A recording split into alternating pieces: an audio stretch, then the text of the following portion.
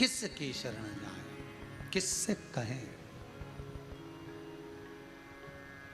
किससे कहें।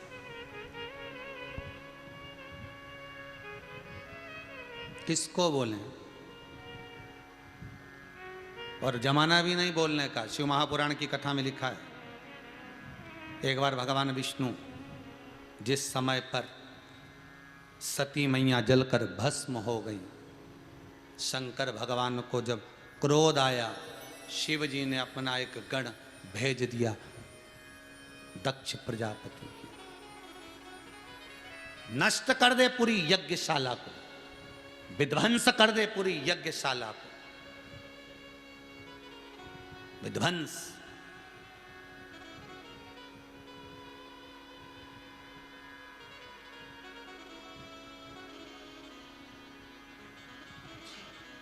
विध्वंस कर दीजिए। किसी ने एक प्रश्न किया था, गुरुदेव, नारी का पति चले जाता है, नारी अकेली हो जाती है, रोती है, बिलखती है, उस नारी को दुख ज्यादा होता है कि जिस पति की पत्नी मर जाती है, पति अकेला रह जाता है, दुख उसको होता है। इन दोनों में दुखी सबसे ज्यादा कौन है? शिव महापुराण की कथा कहती है, शंकर की कथा तो कहती है जब सती जलकर भस्म हुई थी, धधकती हुई उस कुंड में से मेरे महादेव ने उस बॉडी को, उस शव को उठा लिया था। साड़ी, गहने, केश, नयन, पूरा संपूर्ण शरीर सती का जल रहा था।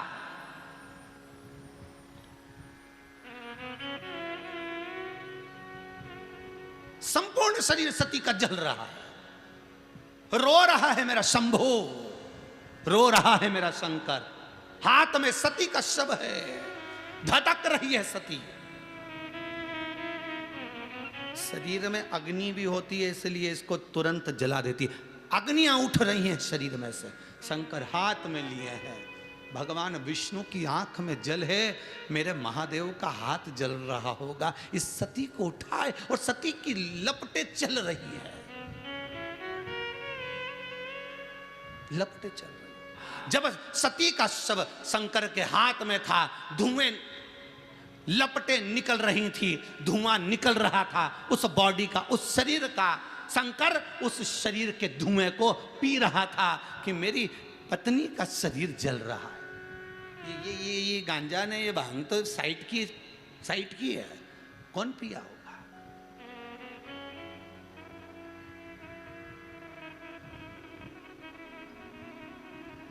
भगवान विष्णु ने जब सुदर्शन उठाकर सती के टुकड़े टुकड़े कर दिए, 51 शक्ति पीठ जब निर्मित हो गए, कहीं एड़ी गिरी, कहीं पांव गिरा, कहीं सिर गिरा, कहीं नेत्र, कहीं नयन, कहीं नासिका, कहीं अधर माता के गिरे, बन गए शक्तिपीठ। शिव आज अकेले हो गए। लौट कर जब कैलाश पर आए, सिलवट्टा रखा हुआ था भांग का, जो सती पीस कर शिव के कंठ पर लगाती थी, आज वो सिलवट्टा खाली था। नंदी बाहर बैठा आंखों से आंसू बहा रहा था। कहते हैं नारी जब अकेली हो जाती है तो बहुओं के साथ, बेटियों के साथ बैठकर बात कर लेती है, दिल हल्का कर लेती है। पर पुरुष किसके पास बैठे? बेटे को समय नहीं, बहू के पास बैठे तो दुनिया उंगलियां उठाने लगे। बेटी कितनी देर बाप के पास बैठेगी? पोती कितनी देर दादा के पास बैठेगी? नारी के पास नारी बैठ सकती है। अगर पुरुष के पास में बेटों को समय नहीं, बहनों को समय नहीं, बहू बैठ नहीं सकती, बहन बैठ नहीं सकती, आदिक जितने संबंध हैं, चाहे वो साली हो, भाभी हो, कोई भी कितनी देर उस पुरुष के पास बैठेगा जो अकेला हो गया? ज्यादा बैठेगा तो लोग उंगलियां उठाने लगेंगे उस पुरुष पर। शिव की आंख में जल भरा था। अकेली नारी अपनी बेटी, अपनी बहू, अपने परिवार में कुछ कह सकती, वो किससे कहेगा कि उसको दुख क्या है? सिलवट्टा पड़ा था, आसन लगा था। नंदी को आवाज शिव ने लगाकर कहा, नंदी, ओ नंदी, इधर आओ। नंदी कहे, नाथ कृपा करिए, बोलिए, जाओ।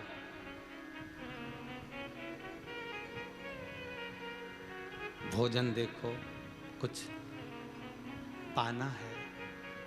शिव को नहीं पाना था, शंकर को नहीं पाना है, पाना ये नंदी भृंगी श्रृंगी जो आस लगा कर बैठे हैं। कभी कभी बाप अपने बच्चों के लिए भी मुस्कुराता है साहब। घर का बुजुर्ग कभी गम भी है ना तो हंसता है, केवल तुम्हारे लिए, तुम्हारे लिए हंसता है।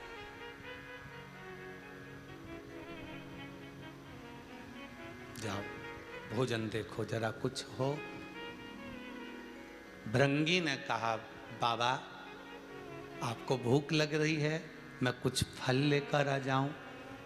भृंगी, नहीं, अंदर देखो कुछ भाग। सती बनाकर गई है क्या? अंदर जाकर देखा, अन्न का भाग नहीं था। भोलेनाथ नंदी से बोले, नंदी अन्न नहीं है? नहीं बाबा, कोई बात नहीं, लाओ ये बुआरी उठाकर इस गुफा को झाड़ दीजिए, स्थान को झाड़ दो। नंदी जब बुआरी लगा रहा था, माता का एक कर्णफूल नंदी के हाथ में आ गया। नंदी के हाथ में वो कर्णफूल था।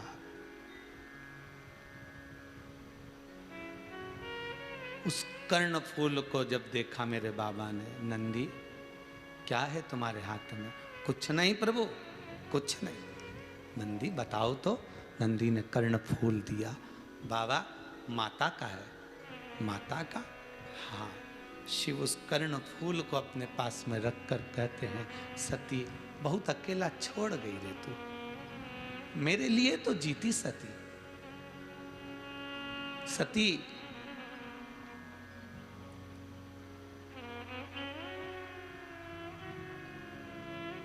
पति के जाने के बाद पत्नी पुण्य करती है तो वो पुण्य का हिस्सा पति के खाते में जाता है। पर पत्नी के जाने के बाद पति अगर पुण्य करता है तो वो हिस्सा पत्नी के खाते में नहीं पहुंच पाता। सती तू कुछ पल तो रुकती ना। सती आज सिलवट्टा खाली है, कोई भांग रगड़ने वाला नहीं, भोजन बनाने वाला नहीं। सती आंख में जल था शंकर के। शिव दौड़ पड़े जहां सती के खंड गिरे थे, जहां धधकती हुई भस्म थी, उस भस्म को अपने शरीर पर मल रहे हैं। सती तूने मुझे 3 नाम दिए हैं। पहला मैं शिव था, जब तुझे ब्याह कर लाया था शिव था मैं। तूने मुझ में इतना प्रेम भर दिया कि मेरा नाम भोला हो गया। क्या हो गया? भोला। ये नाम सती ने शंकर को दिया था। केवल एक स्त्री ऐसी होती है जो अपने पति को समझा देती है, देखो बच्चे क्रोध कर रहे हैं, कोई बात नहीं, आप सरलता रखना, चिल्लाना नहीं, नम्रता रखना। पिता को क्रोध भी आता है पर बोल नहीं पाता। पत्नी उसको भोला बना, लोग कहते हैं ये पत्नी का गुलाम हो गया। गुलाम नहीं साहब, वो भोला हो गया, अंदर से टूट चुका है, उसमें वो भोला का भाव आ चुका है। तू भोला है, मैं शिव था, तूने मुझे भोला बना दिया। सती जाते जाते आज तूने मुझे ओघड़ी बना दिया। जब तन पर भस्म चढ़ी है शंकर के, शंकर ओघड़ी हो गया। सती तूने मुझे 3 नाम दे दिए। जब विवाह कर कर ये शिव तेरे साथ आया था, तब ये शिव था, तब ये शिव था। विवाह कर कर आया, तूने मुझे नम्रता दे देकर, मेरा नाम रुद्र था, क्रोध था, मुझे इतनी नम्रता दी कि तूने मुझे भोला बना दिया। और सती अब तूने मुझे ओघड़ी बना दिया। तू चली गई, तेरी भस्म को मैं तन पर चढ़ा रहा हूं। ये तन पर चढ़ी हुई भस्म मेरे जीवन का सुख है। शिव महापुराण की कथा कहती है, शिव पुराण, शंकर पर चढ़ी हुई भस्म का एक आनंद ही दूसरा है। पूरी दुनिया में केवल 2 ज्योतिर्लिंग ऐसे हैं जहां भस्म चढ़ती है, एक काशी के विश्वनाथ, दूसरे उज्जैनी के महाकाल, इसके सिवाय कहीं नहीं।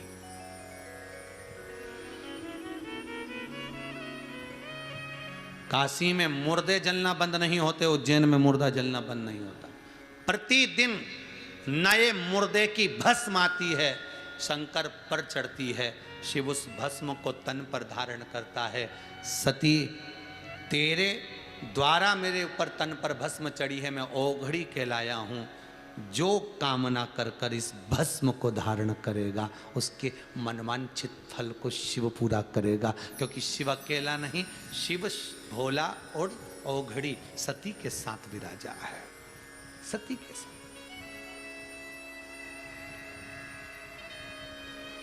कल कोई पटना के पास से मिलने के लिए बहन जी आई थी। उनको गले में गांठ हो गई थी, तो डॉक्टर ने कैंसर बता दिया था। ऊपर वृद्धाश्रम वाले हॉल में वो रुकी हुई थी। कहा 5 मिनट मिलना है। कार्यकर्ता बोले क्या हो गया? कैंसर है, पर बाबा ने ऐसी कृपा करी, एक बार भस्म का प्रयोग सुना था। वो भस्म डॉक्टर ने कह दिया गठान है, ऑपरेशन करना पड़ेगी। मैं वो महाकाल की भस्म, वो विश्वनाथ की भस्म लगाती रही। अब मेरी वो गठान वहाँ से गायब हो गई है। मेरे को जांच कराना है, एक बार बस ऐसा हो जाए कि वो गठान दिखे ही ना। भस्म में वो सुख समाया है।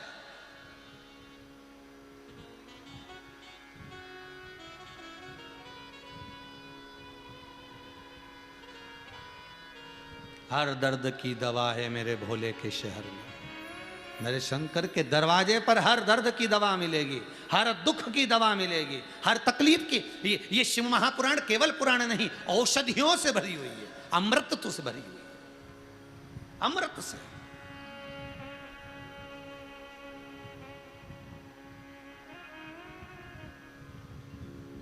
अरे भाई, इतनी कथाएं शंकर की आनंद में चल रही है, इसके बाद भी लोग लाइन लगाए हुए हैं, शिव महापुराण की कथा की तारीख दो, शिव महापुराण की कथा की तारीख दो। हम उनसे पूछते हैं, कार्यकर्ता पूछते हैं, आपको कौन सा फायदा हो गया शिव पुराण की तारीख ले रहा? बस बाबा ने कृपा कर दी, आप तो तारीख दीजिए। शंभू कुछ तो दे रहा है, कुछ तो कृपा कर रहा है।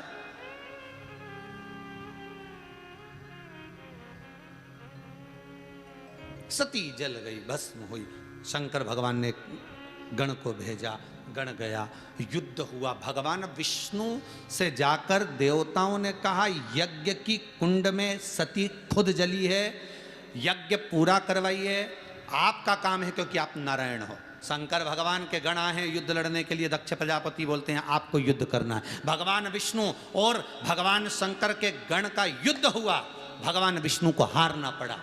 शंकर भगवान का गण नहीं हारा है, भगवान विष्णु को हारना पड़ा।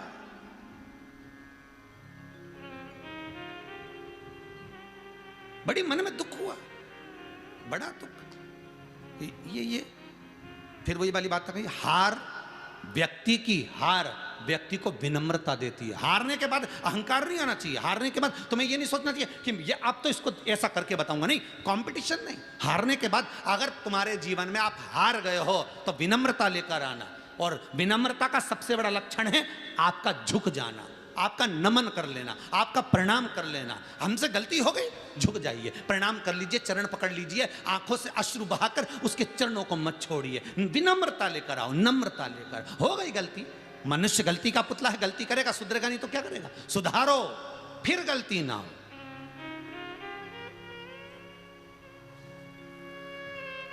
सुधारो, हो गई ना गलती, सुधारिए, अब नहीं होगी, दोबारा नहीं होना चाहिए, ये प्रयास करिएगा। गलती है, मानव शरीर।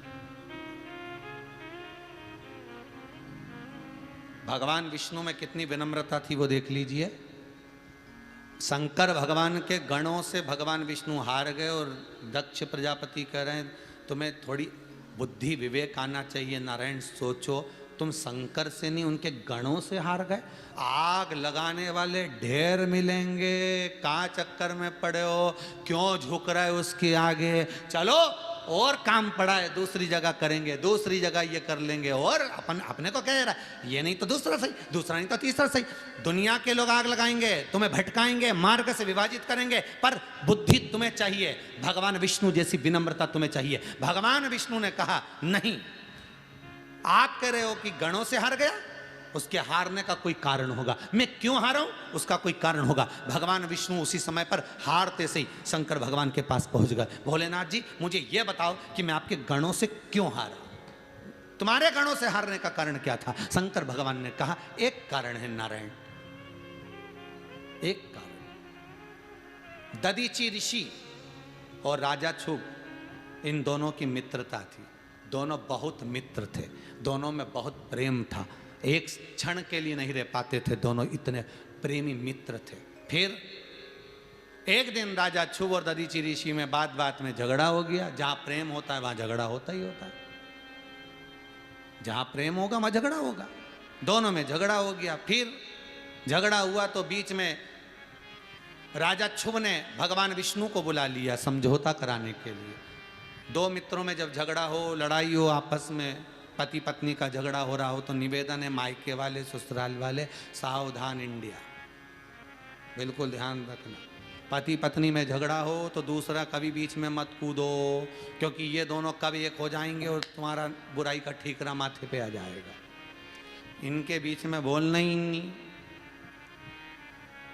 झगड़ लो, ये झगड़ेंगे लड़ेंगे फिर एक हो जाएंगे, इनसे नहीं बोलना। विवाद किया तो राजा छुब ने भगवान विष्णु को बुलाया और भगवान विष्णु आए और आते से साथ दिया किसका, राजा छुब का। दधीचि ऋषि को क्रोध आ गया कि तुम दधीचि ऋषि को क्रोध आया, ए नारायण तुमने एक पक्ष की बात सुनी और दूसरे पक्ष की बात नहीं सुनी, मैं तुम्हें श्राप देता हूं, एक बार तुम भगवान शंकर के गणों से हारोगे, तुम्हें हार सहन करना पड़ेगी। बस भगवान विष्णु के शंकर के शब्द सुने तो भगवान विष्णु को लगा कि हमारी किस्मत में हार लिखी थी, मतलब हुई। तो फिर अब सोचना क्या, हार जीत जन्म मरण परण ये सब शंकर के हाथ है, कब किसको क्या देना है ये वो जानता है, हमें क्या करना वो जाने, ये मर्जी उसकी।